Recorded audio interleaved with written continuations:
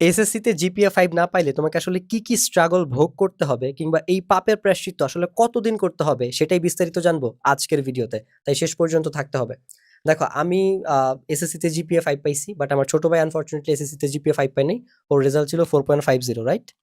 হ্যাঁ। তো এই যে ও এসএসসিতে জিপিএ 5, ও লাইফে কোনো জায়গায় জিপিএ 5 পায় নাই, বাট আলহামদুলিল্লাহ ও এবার ঢাকা ইউনিভার্সিটিতে 172তম হইছে বি ইউনিট থেকে। সো আমরা ওর কাছ থেকেই স্পেশালি শুনবো যে ও ওই টাইমটাতে কি ফেস করছে। ও একদম ইমিডিয়েট রেজাল্টের পরে কি হইছে, কলেজ সিলেকশনের ক্ষেত্রে কি হইছে জিপিএ 5 মিস করার কারণে, দেন অ্যাডমিশনে কি জিনিস ও স্ট্রাগল করছে, আমরা পুরোটাই ওর কাছ থেকে শুনবো। শুরুতে হচ্ছে গিয়ে তুমি একদম ইমিডিয়েট কি ফেস করছো, কেমন ফিল হইছে, দেন হচ্ছে গিয়ে কলেজের স্ট্রাগলটা, ওইটা হচ্ছে একটু ওদেরকে বলো এ প্লাস মিস করার কারণে। তো এসএসসিতে 4.50 পাওয়ার পরে ডেফিনেটলি আমার কাছে খুবই খারাপ লাগতেছিল। কারণ ওই বছর তোমরা দেখবা যে এসএসসি 23-এর ব্যাচে প্রচুর জিপিএ 5 পাইছিল। তো আমার ফ্রেন্ডদের মধ্যে প্রায় সবাই জিপিএ 5 পাইছিল। স্কুলের ম্যাক্সিমাম স্টুডেন্ট জিপিএ 5 পাইছিল। বাট আমার কাছে মনে হতেছিল আমি পুরো একঘরে হয়ে গেছিলাম। কারণ আমি দেখি যে আমি 4.50 পাইছি। এছাড়া সবাই, যাকেই জিজ্ঞেস করি সবাই 5। তো এইটা আর কি তোমাকে মেন্টালি অনেক ডাউন করে দিবে। এছাড়া কলেজ চয়েসের সময় এটা খুবই ম্যাটার করবে। যেমন যেহেতু আমার জিপিএ 5 ছিল না অ্যান্ড 4.50 ছিল, আমি ভালো কলেজ চয়েসই করতে পারি নাই। দেন আমার অবশ্যই এটা খারাপ কলেজে পড়া লাগছে।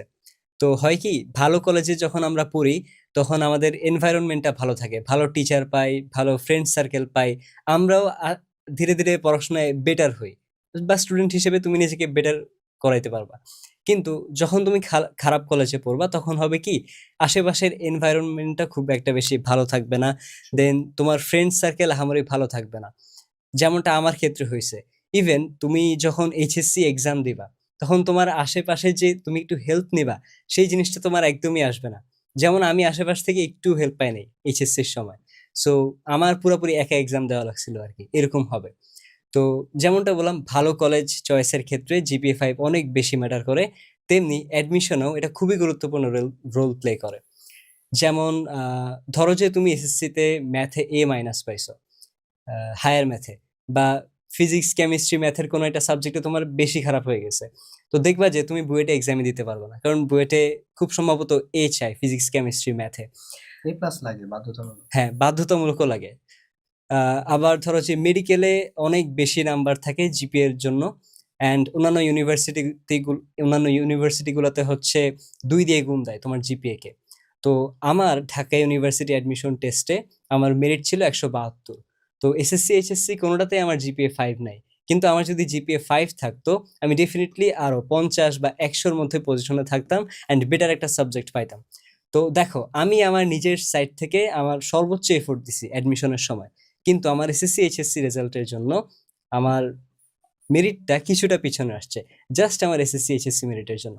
তো এখানে অ্যাডমিশনেও তোমার যে জিপিএ এটা অনেক বেশি ম্যাটার করে। ওকে, ওর জিনিসগুলো আমি আরেকটু ইজি করে দিই তোমার জন্য। যে দেখা গেছে যে তুমি যদি এসএসসিতে জিপিএ 5 না পাও, তাহলে তুমি আইসোলেটেড হয়ে যাবা। তোমার কারণে তোমার বাবা মা তাদের রিলেটিভসদের সাথে বা তোমার রিলেটিভসদের সাথে এবং নেইবারদের সাথে ঠিকঠাক মতো কথা বলতে পারবে না, কারণ সবাই রেজাল্ট জিজ্ঞেস করবে। অ্যান্ড ডেফিনেটলি তাদের ছেলে জিপিএ 5 পায় নাই, তাদের মেয়ে জিপিএ 5 পায় নাই, কোনো বাবা মা এটা কনফিডেন্টলি এতটাও বলতে পারবে না। হ্যাঁ, তারা হয়তো তোমার যাতে মন খারাপ হয় না হয় এই জন্য তোমার সামনে স্বাভাবিক থাকবে, বাট মনে মনে ঠিকই একটা কষ্ট থাকবে যে আরে আমার ছেলেটা তো জিপিএ 5 পাইলো না, বা আমার মেয়েটা তো জিপিএ 5 পাইলো না, যেটা আমার ফ্যামিলিতেও আসলে হয়েছে যখন ও জিপিএ 5 পায় নাই। তো ওই জায়গা থেকে ফ্যামিলির খারাপ লাগা থাকবে, তোমার খারাপ লাগবে তুমি যখন দেখবে যে তোমার বন্ধুরা সবাই সেলিব্রেট করতেছে, তোমাকে দাওয়াত দিতেছে, বাট তুমি পাও নাই দেখে তুমি ওখানে যেতে পারতেছো না। এটা একটা বিষয়।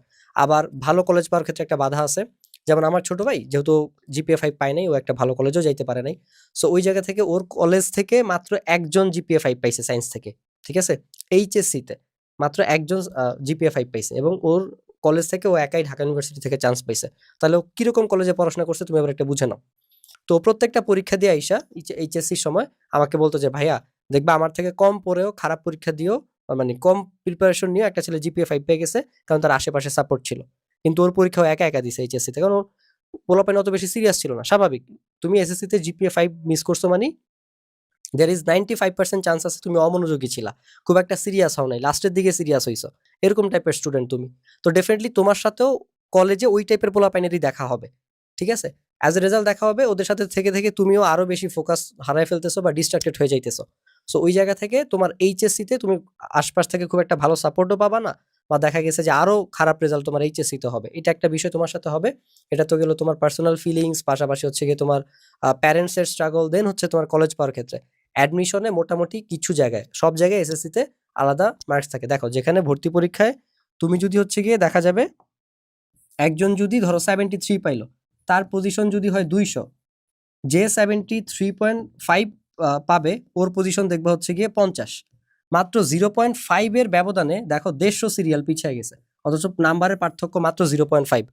সেখানে বিভিন্ন জায়গাতে তোমার আলাদা মার্কস থাকে এসএসসিতে, যে তোমার জিপিএটাকে 8 দিয়ে গুণ দেয়, এসএসসিটাকে কোথাও 12 দিয়ে, এবং এটা চেঞ্জ হয়।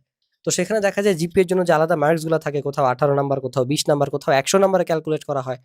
তো ওইখানে তুমি এতগুলা নাম্বার হারাবা, দেখা যাবে যে তুমি অটোমেটিক পিছিয়ে গেছো। যেমন আমার ছোট ভাই এবার 172তম হয়েছে ঢাকা ইউনিভার্সিটিতে, ওর এসএসসি এইচএসসি একটাতেও জিপিএ 5 নেই। তার মানে ওর যদি জিপিএ 5 থাকতো তাহলে ওর সিরিয়ালটা ডেফিনেটলি 50-এর মধ্যে থাকতো, বা কমপক্ষে 100-র মধ্যে তো থাকতো।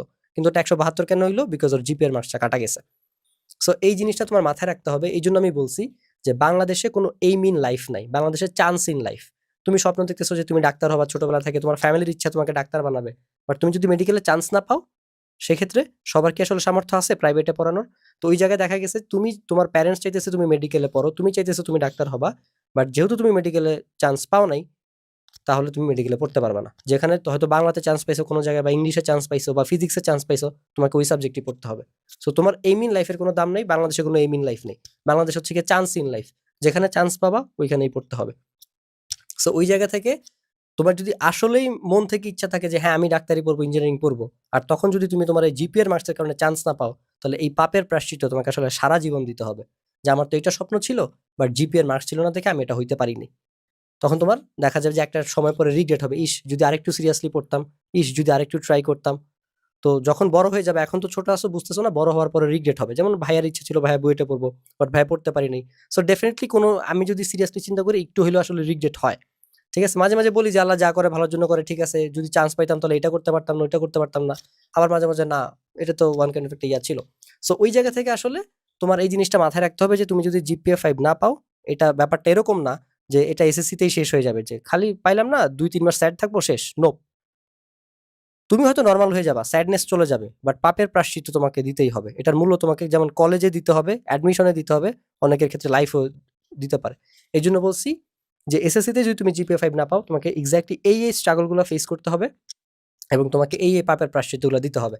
সো যাদের পড়তে ইচ্ছে করতেছে না, সিরিয়াসনেস আসতেছে না, তোমরা আজকে এই যে কথাগুলো বলছি, এই ঘটনাগুলো একটু নিজেরা চিন্তা করবা এবং খাতায় লিখবা যে আমি যদি জিপিএ 5 না পাই তাহলে আমার সাথে এগুলো এগুলো হবে।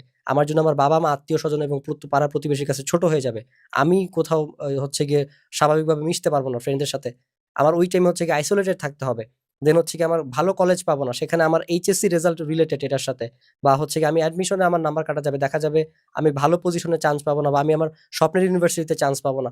সো এই জিনিসগুলো তুমি একটা খাতায় লিখবা। যখন পড়তে ইচ্ছে করবে না, অমনোযোগী হয়ে যাবা, ডিস্ট্রাক্টেড হয়ে যাবা, ওই পেজটা বা খাতাটা বের করে পড়বা এই লেখাগুলা। তখন দেখবে যে অটোমেটিক ফোকাস চলে আসছে, অটোমেটিক সিরিয়াসনেস চলে আসছে। ঠিক আছে? সো এই জিনিসটা হচ্ছে একটু মাথায় রাখবা।